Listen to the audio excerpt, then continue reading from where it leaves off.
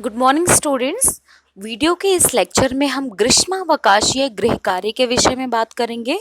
ठीक, जैसा कि आपको विदित है कि कल से आपकी छुट्टियां पड़ रही है।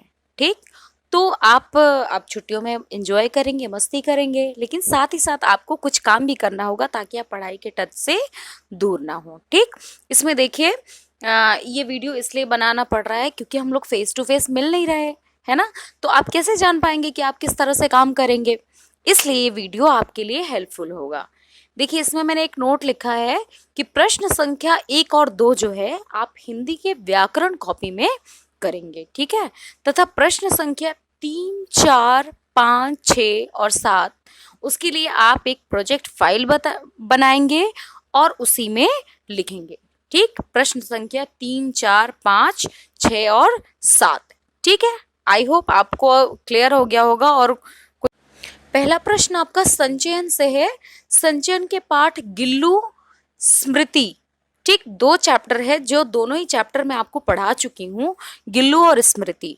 उसको पढ़कर उसके कठिन शब्दों का अर्थ तथा पाठ का सारांश लिखना है। ठीक है, अब देखिए हर स्टूडेंट के मुताबिक कठिन शब्द अलग अलग हो सकते हैं, है ना। किसी को कुछ कठिन शब्द लग सकते हैं, किसी को ज्यादा कठिन शब्द लग सकते हैं।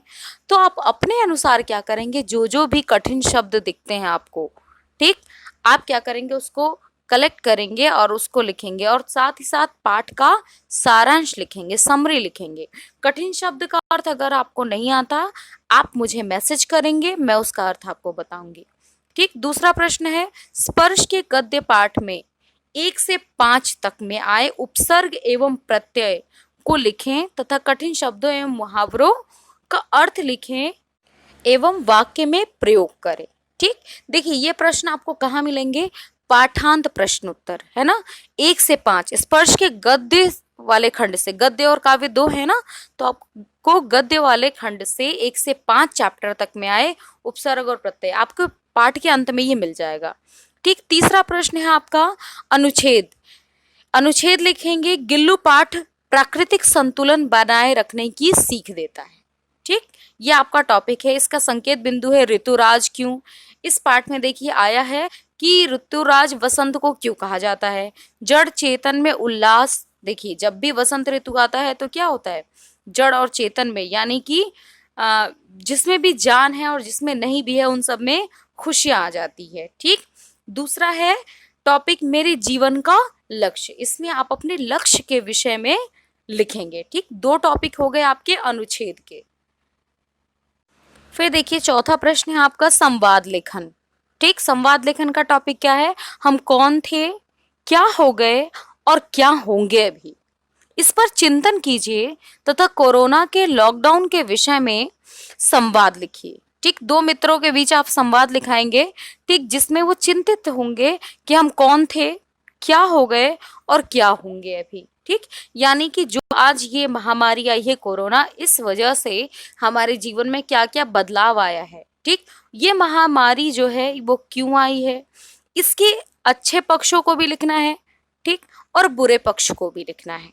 ठीक, सिर्फ नेगेटिविटी ही नहीं लिखना बल्कि इसमें पॉजिटिविटी भी लिखना है। ठीक, आई होप आप समझ गए होंगे।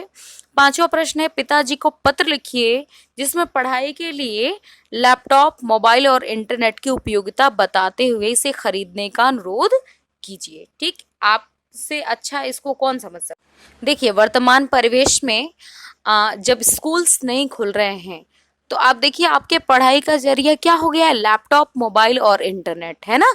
यही एक जरिया है जिसकी वजह से आप क्या पढ़ाई अपनी पूरी कर पा रहे हैं। ठीक, आज हम लोगों के बीच में, आपके और हमारे बीच में जो भी कम्युनिकेशन है वो किसके कारण से है, लैपटॉप, मोबाइल और इंटरनेट की वजह से।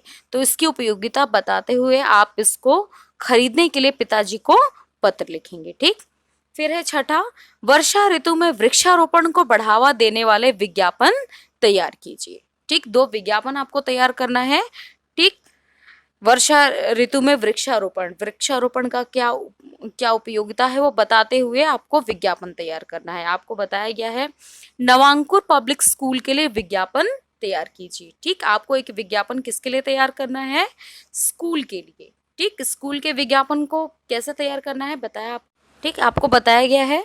7वां प्रश्न है आपका, समाचार पत्र से किसी चित्र को काटकर कॉपी में चिपकाइए, ठीक है, एवं मन में आए विचारों द्वारा चित्र का वर्णन कीजिए। ठीक, आप देखिए समाचार पत्र भी ले सकते हैं या कोई भी पत्रिका वगैरह आप ले सकते हैं, उसमें से कोई भी चित्र आप कट करके उसको चिपकाएंगे और फिर क्या करेंगे, चित्र वर्णन करेंगे। आपको जैसा बताया गया है जिस तरह से चित्र वर्णन करने का ड्यूरिंग क्लासेस, आप वैसे ही लिखेंगे। कहीं भी कोई तकलीफ होती है प्लीज मैसेज मी, ठीक है, आप ग्रुप में या इंडिविजुअली आप मुझे मैसेज कर सकते हैं, मैं आपको रिप्लाई जरूर करूंगी। ठीक, देखिए छुट्टियां अब जरूर पड़ रही हैं लेकिन teachers are always available for you. ठीक है, आपकी मदद के लिए हमेशा हम हैं क्योंकि आप लोग हमारी जिम्मेदारी हैं। ठीक, उम्मीद करती हूँ आपको सारी बातें समझ में आ गई होंगी। ठीक, प्लीज कमेंट बॉक्स में जरूर बताइएगा।